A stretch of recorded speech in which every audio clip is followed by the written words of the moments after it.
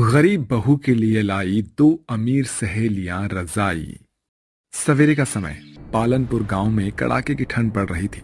तभी एक 10 साल का लड़का रोहन फटे पुराने कपड़े पहने ठंड में कांपते हुए एक दुकान पर आता है। ए चोर चोर चोर, पकड़ो उसे, पकड़ो पकड़ो, चोर चोर चोर। रोहन टोपी लेकर भाग रहा था और पीयूष चोर चोर चिल्लाते हुए उसके पीछे भाग रहा था। तभी रोहन एक छोटे से घर के पास आता है। तभी पीयूष उसे पकड़ लेता है। दो कौड़ी के गरीब, चोरी करता है तू?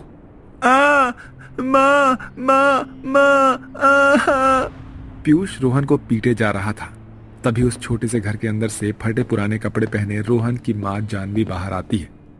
अरे ये क्या कर रहे हो आप भाई साहब? क्यों मार रहे हो मेरे बेटे को? ये आपका बेटा मेरी दुकान से टोपी चुरा कर लाया है। क्या? रोहन बेटा, तूने चोरी की?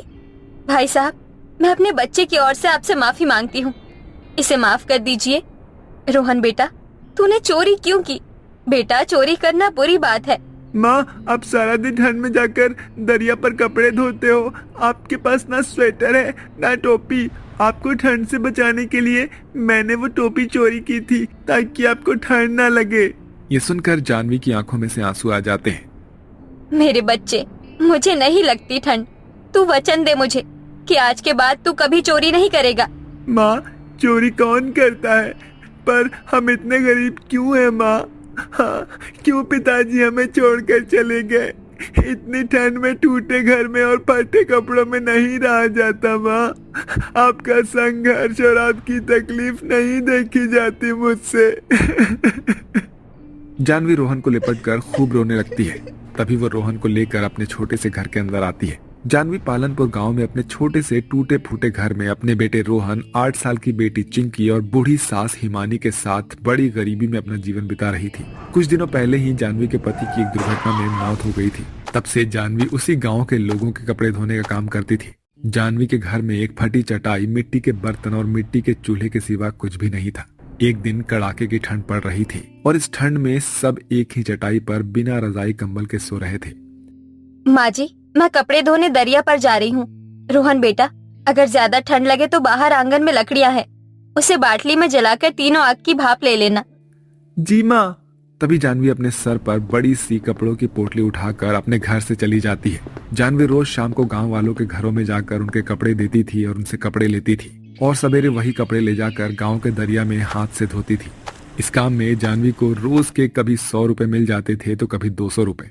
इतनी कम आमदनी में जानवी और उसके परिवार वालों को बहुत ही तकलीफ होती थी। तभी जानवी दरिया के पास आकर ठंड में ठंडे पानी से कपड़े धोने लगती है। कितनी ठंड है! इतनी ठंड में तो ठंडे पानी में तो हाथ भी नहीं डाला जा रहा। भगवान जी, क्यों हम गरीबों के जीवन में इतने दुख लिखे हैं? क्यों हमें इतनी तकलीफों का सामना करना पड़ रहा है? क्या मेरे बच्चों को औरों की बच्चों की तरह खुश रहने का अधिकार नहीं है? इस गरीबी में क्यों हमसे हमारी खुशियाँ छीन ली? तभी जानवी को सामने दरिया के पानी में एक घास के अंदर फटी मैली चादर अटकी दिखाई देती है। ये देखकर जानवी दरिया में जाती है और उस चादर को बाहर लेकर आती है, जो काफी फटी और मिट्टी में भरी हुई थी। ये चादर तो बहुत बड़ी है। एक काम करती हूँ, इसे अच्छे से धो लेती हूँ। ये चादर मेरे बच्चों को ओढ़ने के काम आएगी। जानवी उस मैली फटी चादर को धोने लगती है। तभी 2 शहरी अमीर लड़कियां कविता और पायल स्वेटर और टोपियां पहने वहां आती है। ओह माय गॉड, ये लड़की इतनी ठंड में यहाँ कपड़े धो रही है। कौन हो आप बहन? और इस ठंड में ये खराब चादर क्यों धो रही हो? मैं रोज इसी दरिया पर आकर लोगों के कपड़े धोने का काम करती हूँ। आप दोनों कौन हो? हम शहर में रहते हैं। हम यहाँ अपने मामा सेठ बंसीलाल के घर आए हैं। क्या आप हमें अपने गांव के बारे में कुछ बता सकती हो? हम गांव के बारे में जानना चाहते हैं। तभी जानवी कपड़े धोते धोते कविता पायल को अपने गांव के बारे में बताने लगती है। दोपहर का समय होता है। जानवी जी, आपसे मिलकर बड़ी खुशी हुई। चलिए, हम कल फिर आएंगे। कविता और पायल वहां से चले जाते हैं। रात के समय जानवी अपने घर आती है और सब बासी खाना खाकर एक चटाई पर लेट जाते हैं। तभी जानवी वो फटी चादर अपने बच्चों को और सास को ओढ़ा देती है। इस ठंड से बचने के लिए कुछ तो नसीब हुआ हमें। बहू, तू भी इस चादर में आ जा, ठंड बहुत ज्यादा है। सब उसी फटी चादर को ओढ़कर सो जाते हैं। अगले दिन जानवी फिर गांव वालों से कपड़े लेकर दरिया पर आती है और कविता पायल फिर वहां आकर जानवी से बातें करने लगते हैं। वहां दरिया पर घूमने लगते हैं। कई दिन ऐसे ही बीत जाते हैं। अब जानवी, कविता, पायल तीनों में गहरी दोस्ती हो चुकी थी। जानवी ने पायल, कविता को सब कुछ बताया था, बस अपनी गरीबी और अपने जीवन के बारे में कुछ भी नहीं बताया था। एक दिन दोपहर में जानवी, कविता, पायल दरिया पर बैठे बातें कर रहे थे। जानवी, इतने दिनों से हम तुम्हारे पास आ रहे हैं, पर अब तक तुमने हमें अपने बारे में नहीं बताया। हमें तुम्हारे नाम के अलावा तुम्हारे बारे में कुछ भी नहीं पता है। हाँ जानवी, तुम कौन हो, कहाँ रहती हो, ये तो तुमने हमें बताया ही नहीं। क्या करूं, अगर इन्हें मेरी गरीबी और मजबूरी के बारे में पता चला तो कहीं मुझसे दोस्ती ना तोड़ दें। अरे कविता, पायल, मुझे ना कुछ जरूरी काम याद आ गया, मैं तुम दोनों से कल मिलती हूँ। इतना कहकर जानवी अपने कपड़े लेकर वहां से चली जाती है। ये ले, हम तो जानवी को बताना ही भूल गए कि हम कल सवेरे अपने शहर जा रहे हैं। कोई नहीं, हम शाम को जानवी के घर का पता ढूंढकर उसके घर जाएंगे और उसके परिवार से भी मिल लेंगे। शाम का समय जानवी अपने घर में बासी रोटी दाल के साथ खा रही थी। माँ, आप मुझे और राहुल भाई को हमेशा अच्छा ताज़ा बना खाना खिलाते हो और दादी और आप हमेशा बासी खाना क्यों खाते हो? बिटिया, अगर तुम रोज रोज बासी खाना खाओगी तो तुम्हारी तबीयत खराब हो जाएगी। हमें तो बचपन से ही बासी खाना खाने की आदत है। कभी सोचा नहीं था मैंने कि हमारी गरीबी इतनी बढ़ जाएगी कि हमारे बच्चे को भी इस गरीबी के दौर से गुजरना पड़ेगा।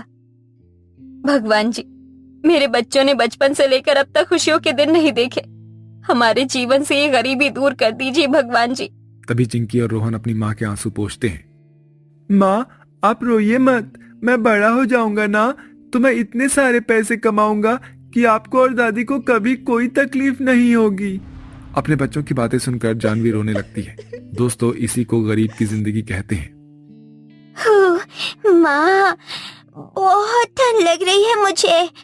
बच्चों, तुम चटाई पर लेट जाओ, मैं पाटली में लकड़ियाँ जलाती हूँ। आग की गर्मी से तुम्हें ठंड नहीं लगेगी। तभी जानवी बाटली में लकड़ियां जलाकर उस बाटली को अपने सिराने रखती है और अपनी सास और बच्चों के साथ उसी फटी चटाई पर फटी चादर ओढ़कर लेट जाती है। तभी पायल, कविता जानवी का पता पूछकर उनके छोटे से टूटे फूटे घर के बाहर आते हैं। दोनों ने स्वेटर और सर में टोपियां पहने हुए थे। जानवी यहाँ इस छोटे से झोपड़े में रहती है? तभी दोनों जानवी के घर के अंदर आते हैं और अंदर का नजारा देखकर कविता, पायल के होश उड़ जाते हैं। अंदर जानवी अपने परिवार के साथ ठंड में कांपते हुए फटी चादर ओढ़े लेटी हुई थी।